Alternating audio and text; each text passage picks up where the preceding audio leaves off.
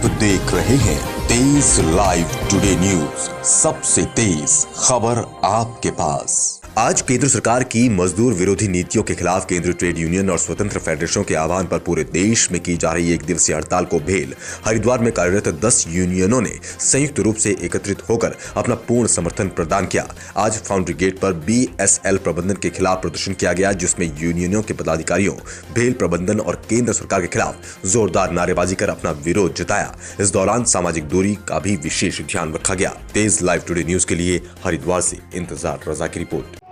देखिए, आज जो जिस तरह की डिक्टेटर सरकार केंद्र में बैठी हुई है, वो आम जन के लिए, चाहे मजदूर हो, किसान हो, आम वर्ग कोई भी हो, उसके लिए कहीं भी गंभीर नज़र नहीं आ रही है। उसी कड़ी में आज हम सब लोग जो मजदूर एकता यहाँ पर आपको दिखाई दे रही है, ये खाली बीएचएल हरिद्वार में ही नहीं, पूरे देश में मजबूर होकर हमने आज हमारे सेंट्रल लीडरों ने ये डिसीजन लिया है, केंद्रीय नेतृत्व ने ये डिसीजन लिया है कि जिस तरह डिक्टेटरशिप सरकार हो रही है, इसको हिलाने के लिए, अपनी बातों को मंगवाने के लिए 26 तारीख की स्ट्राइक पर पूरा देश जाएगा। और उसी कड़ी में हम भी आज यहाँ पर एकत्रित हैं और स्ट्राइक पूरे हमारी कंपनी में चल रही है।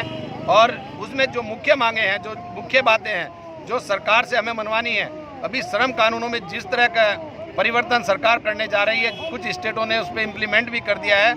अगर वो श्रम कानून उसी तरह से जो 44 कानूनों को 4 कोड में परिवर्तन करने का काम कर रही है सरकार, उससे क्या होगा, मजदूर एक बंधुआ मजदूर हो जाएगा।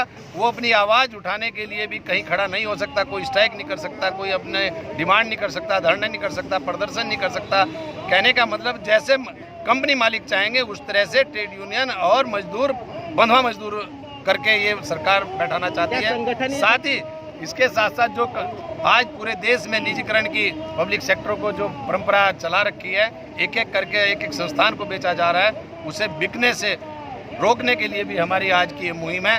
साथ ही एक ही चीज़ नहीं है, जो संविदा श्रमिक है उसको मिनिमम वेज 21,000 रुपये देने की बात है, उन्हें 21,000 रुपये मिनिमम वेज दिया जाए।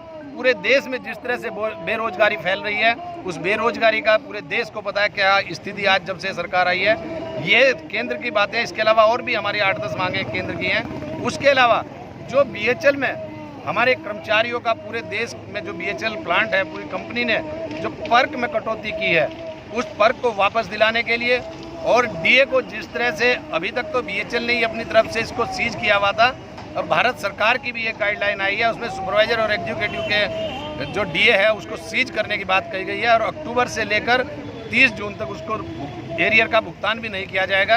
तो ये तमाम बातें और भी अनेक बिंदु, इन बिंदुओं को लेकर लोग आक्रोशित है, वर्कर आक्रोशित है। वो चाहता है कि हमारी जो ये बिंदु हैं इनको माना जाए, हमारी जो मांगे हैं उनको माना जाए।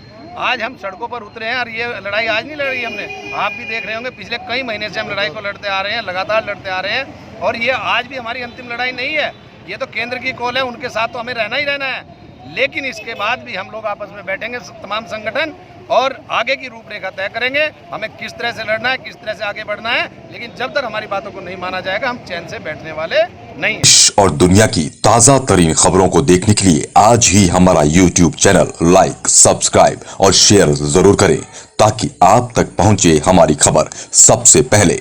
और हाँ, हमारा Facebook पेज फॉलो करना ना भूलें।